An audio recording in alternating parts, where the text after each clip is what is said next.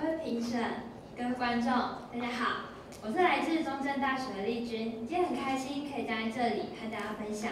我为大家准备的题目是 Open the Door， 为孩子创造更多可能的资源整合平台。为什么我要为孩子创造更多可能呢？那是因为我参加了很多活动，都和小朋友有关。我非常喜欢他们这双炯炯有神的眼睛。当他们向我发问的时候，我看到他们对知识的热情，我发现了他们对世界的渴望。但是有一天，有一个小朋友问我：“姐姐，是不是只要我长大，我就可以不用再照样造句？是不是只要我长大，我就可以看我想看的电视节目？”但是我在想，我们是不是带给小朋友太多他们其实不想要的学习？我们是不是在无形之中已经限制了小朋友吃的权利？又或者换个角度思考，是不是因为我们没有问小朋友他们究竟想要学什么？如果我们从他们的回答之中去给他们想要的资源，这样会不会更好一些呢？而为什么我要选择资源整合平台？那是因为我发现台湾其实有相当多的资源可以提供给小朋友，但是可能因为宣传的不够，后来达到预期的效果没有那么好。很多主办单位就想说，不然我慢慢缩减好了，甚至就不办了。甚至是在乡村以及都市也会有一些差异，可能因为交通，可能因为地点，所以他们的比例分配其实是不均的。因此，我希望可以透过这个资源整合平台，让所有的活动的内容的资讯，还有可以参与的人，都可以在这个平台更容易的让他们发现，然后让他们进一步去找到自己的需要。而我认为资源整合平台其实就是一扇门，它透过教育让小朋友可以通往世界的大门。而这扇门呢，它总共分为4个部分，分别是 describe、outlook、operation 和 response。首先 describe 描述。当我们想要了解一件事情的时候，我们会先去听听别人对它的描述是什么。因此，我认为同样的，我们想要让小朋友去认识这个世界，我们也必须给他对于这个世界最真实的描述。现在，我想请大家先试着回想，当你小时候，人家问你的梦想是什么？很多人都回答老师。据社会研究显示，小朋友在8岁之前，我们接触到的人，通常都会是我们未来想要学习成为的目标。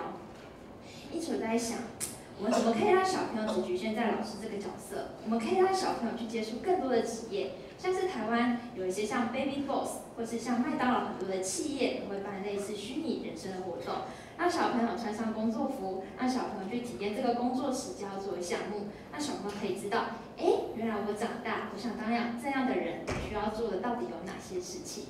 这时候你或许有那么点疑惑，小朋友那么小，你就让他知道他的职业，他会不会还在懵懵懂懂之中？他其实什么都不了解。与其说他不了解，不如说他只是知道冰山一角。我们还必须让他加强他们的认知，让他有自己的观点。因此，我们的第2点 ，outlook 观点。外国一直在推行读报运动，他们认为阅读报纸是接受新知最快的方式。但是反观现在的台湾媒体，报纸不是字太多，就是字太少。其实它并不是一个友善让小朋友去接触讯息的方式。我觉得，如果想让小朋友有效的吸收，就必须用体贴小的方式去呈现这些资讯。而资源整合平台就可以去找找看，台湾有没有类似的技术，可以去仿效日本 NHK 的儿童周刊。日本 NHK 儿童周刊它非常的有趣，对报道之前它比较艰涩的字眼，它会把它简单化。除了之外，它会把内容用家庭剧的方式呈现，它会让小朋友知道，原来我现在的知识其实和我的生活是息息相关的。而门的前2点其实都比较处于思想的层面，但实际上台湾的教育又是怎么运作的呢？那我们看第3个 operation。这是我看台湾的国小的课表，我可以发现非考试科目跟考试科目约占了4:6。但如果学的段考的家境，或是老师赶课的压力，所以考试科目的比重可能又会大一些。而这又让我想到，我有个朋友，他去国外的时候，他告诉我，他在博物馆发现老师是带着小朋友在一个画面前席地而坐，由老师来讲解这幅画。那个时候我就想，为什么台湾在学习的时候只是面对黑板，只是面对着粉笔？为什么我们不可以走去外面看看，接触更直接的资源呢？或许是受限于金钱，或许是因为受限于能力，也可能是因为受限于时间。因此在想，或许我们可以去整合现在台湾现有的资源，像是科博馆。而在艺术方面，我们可以像有些乐器租借以哆来咪国际人文艺术中心，让小朋友可以实际去接触你想要的资源，无论是你想要看天文，无论你想要弹钢琴，都可以透过这些方式，然后去实际的操作。然而，这前3点，我们现在想要导入最后一点，我觉得最重要的一个 response 回应。教育的本质其实是希望我们可以回应这个世界，进而培养出自己的责任感。然而，现在很多我常常听老师说，为什么问你们问题，你们都不回应我啊？你们都没有想法吗？可是对于我们这些学生来说，我们已经受了那么久的填鸭式教育，对我们来说，好像考试是重点的东西，我们才会比较认真。你其他的，我们就想到偶尔听一下，忘了。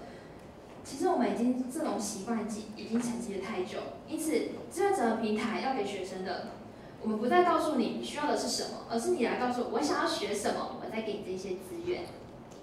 而在志愿者平台，它要怎么去运作呢？我刚刚说它开启的门是让小朋友通往世界的大门，但是它其实开启的也是让供给方跟需求方更直接接触的一个管道。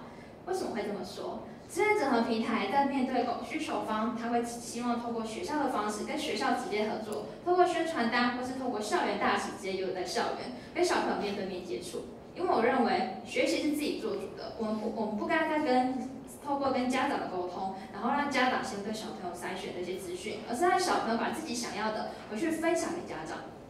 而在供给方方面，志愿者平台会去更有效的去接触企业、财团法人或者是政府单位，然后去经由多元的整合。而在这个平台上，我们也可以赶快去更新一些资讯。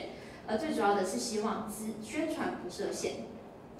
很多的资源之所以无法顺利的推广到台湾的各个地方，那是因为它可能会透过关系而走入某些校园，我觉得这是相当可惜的。